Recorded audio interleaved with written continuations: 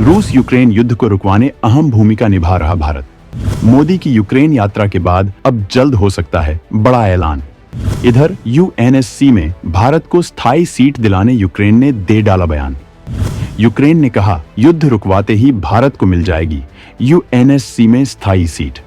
भारत एक और जहां अपनी फायर पावर को बढ़ा रहा है, तो वहीं दूसरी ओर अंतर्राष्ट्रीय मंचों पर भी अपनी अलग पहचान बनाकर दुनिया को लगातार चौंका रहा है। ऐसा ही एक मंच है संयुक्त राष्ट्र, जिसकी एक इकाई यानी यूएनएससी में अपनी स्थायी सीट पाने के लिए भारत जद्दोजहद कर रहा है, लेकिन भारत को इस काम में सफलता नहीं मिल पाई है। और ऐसा हुआ है चीन की वजह से। चीन भारत के रास्ते का रोड़ा बन जाता है। भारत तर्क देता है कि यूएन में बदलाव होना जरूरी है, क्योंकि आज तक यूएन कुछ भी ऐसा नहीं कर पाया है जिससे विश्व कल्याण में उसकी भागीदारी मानी जाए। इसलिए यूएन में भारत सुधार चाहता है। भारत चाहता है कि इसमें जो स्थायी सीट हैं उन्हें और ज्यादा बढ़ाने की जरूरत है, लेकिन चीन की वजह से ना तो भारत यूएन के सुधारों की वकालत को आगे बढ़ा पा रहा है और ना ही भारत इस रुकावट का कोई पुख्ता इलाज कर पा रहा है।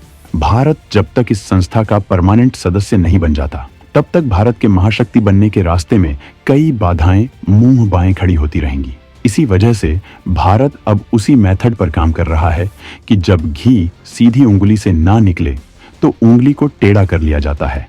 अब ऐसा ही करने वाला है भारत।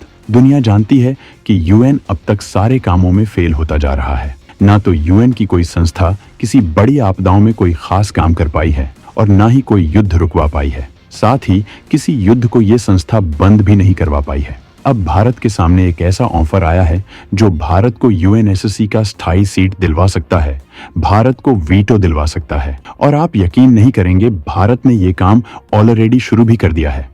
यूक्रेन ने बताया भारत को यूएनएससी में वीटो लेने का तरीका।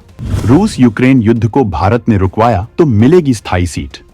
दरअसल भारत लगातार रूस यूक्रेन युद्ध को रुकवावे का प्रयास कर रहा है और इसी क्रम में भारत ने पहले रूस और बाद में यूक्रेन का दौरा किया है, जिसके बाद अब दुनिया भी ये मानने लगी है कि भारत इस युद्ध को रोक सकता है। और ऐसा होता है तो भारत को इसका प्रतिफल भी मिल सकता है। और इसका संकेत दिया है यूक्रेन ने। रूस और यूक्रेन के बीच युद्ध विराम की उठ रही मांग के बीच यूक्रेन के राजदूत ने कहा है कि अगर भारत संयुक्त राष्ट्र सुरक्षा परिषद यूएनएससी में अपनी परमानेंट सीट चाहता है तो उसे यूक्रेन में रूस के युद्ध को खत्म करने में ज्यादा मेहनत करनी चाहिए। भारत को इस युद्ध को खत्म करवाने पर काम करना चाहिए। नई दिल्ली में यूक्रेनी राजदूत ओलेक्सांद्र पोलिश्चुक ने कहा कि यूक्रेन चाहता है कि भारत दोनों युद्धरत देशों के बीच बातचीत में ज्यादा सक्रिय भूमिका निभाए। भारत को सिर्फ संदेशवाहक बनकर सीमित नहीं रहना चाहिए। इसके लिए भारत को रूस से अपने पुराने और घनिष्ठ संबंधों का इस्तेमाल करना चाहिए। आपको बता दें कि हाल ही में भारत के विदेश मंत्री एस जयशंकर ने जर्मनी में वार्षिक सम्मेलन के दौरान जोर देते हुए कहा था कि रूस और यूक्रेन को बात करनी ही होगी और अगर वे चाहते हैं तो भारत सलाह देने को तैयार है। इसके बाद अब भारत में यूक्रेन के राजदूत ने भारत को यूएनएससी में वीटो लेने के लिए ये शर्त रखी है।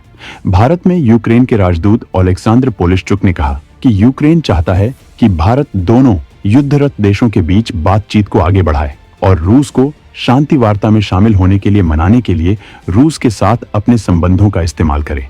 उन्होंने कहा कि यूक्रेन ने भारत को नवंबर 2024 से पहले एक शांति शिखर सम्मेलन आयोजित करने का प्रस्ताव दिया है, जिसका उद्देश्य संघर्ष को समाप्त करना है। उन्होंने कहा कि अभी तक साफ नहीं है कि भारत हमारे प्रस्ताव पर सहमत है भी या नहीं। पोलिश्चुक ने कहा कि अगर भारत अपने हितों की पूर्ति के लिए संयुक्त राष्ट्र की सुरक्षा परिषद में स्थायी सीट चाहिए तो उसे रूस से बातचीत में ज्यादा एक्टिव होना चाहिए। पोलिश्चुक ने यह भी कहा कि भारत को महज यूक्रेन और रूस के बीच संदेशवाहक की भूमिका निभाकर संतुष्ट नहीं रहना चाहिए, बल्कि अधिक मजबूत भूमिका निभानी चाहिए।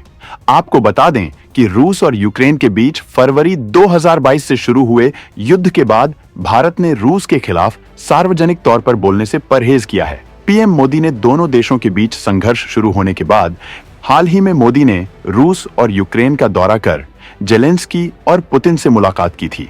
पीएम मोदी लगातार दोनों देशों से शांति वार्ता करने का आग्रह कर चुके हैं। पीएम मोदी ने दोनों देशों के प्रमुखों को अपने संदेश में कहा था कि यह युग युद्ध का नहीं, शांति का है। हाल ही में विदेश मंत्री एस जयशंकर ने जर्मनी में वार्षिक सम्मेलन के दौरान रूस और यूक्रेन युद्ध पर अपनी बात रखी थी।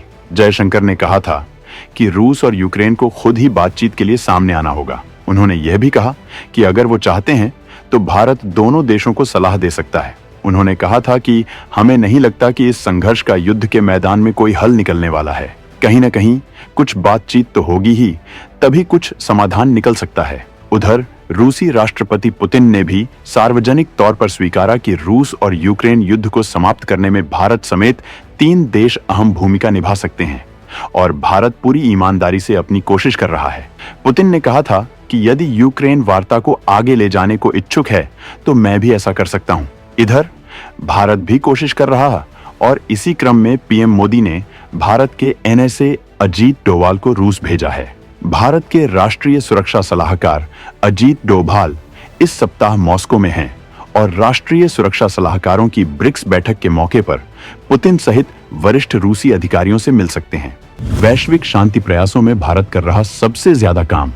रूस यूक्रेन युद्ध भारत ने रुकवा दिया तो यूएन में मिल सकता है बड़ा फायदा।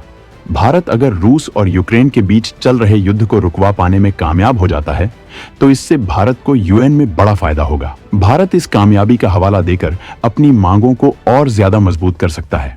दोस्तों, अगर भारत को वीटो पावर मिलता है तो भारत की पावर काफी ज्यादा बढ़ जाएगी।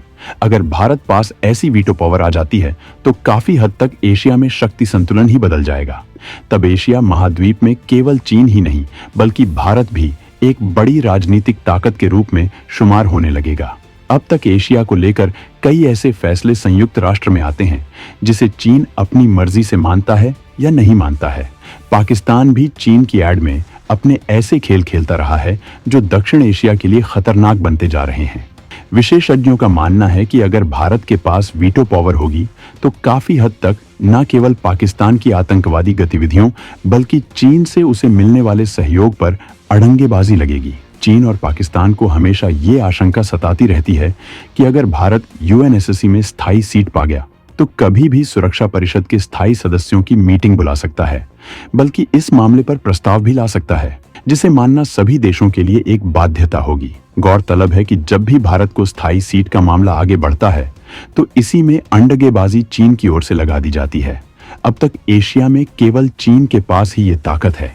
ये वो ताकत है जिसके जरिए आप दुनिया को लेकर किए जा रहे कई फैसलों न केवल प्रभावित करते हैं बल्कि ऐसा फैसला ले सकते हैं जिसमें आपकी ताकत जाहिर हो।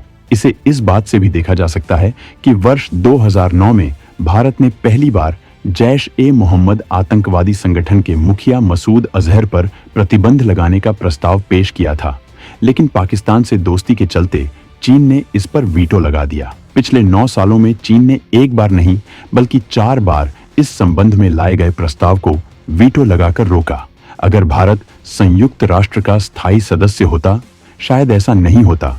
तब पाकिस्तान को भी ये डर रहता कि उसके पड़ोस में एक ऐसा देश बैठा है जो वीटो पावर से लैस है। लिहाजा पाकिस्तान लंबे समय से भारत को प्रभावित करने वाले आतंकवाद को जिस तरह प्रश्रय देता रहा है, वो करने से पहले उसे 10 बार सोचना जरूरत पड़ता।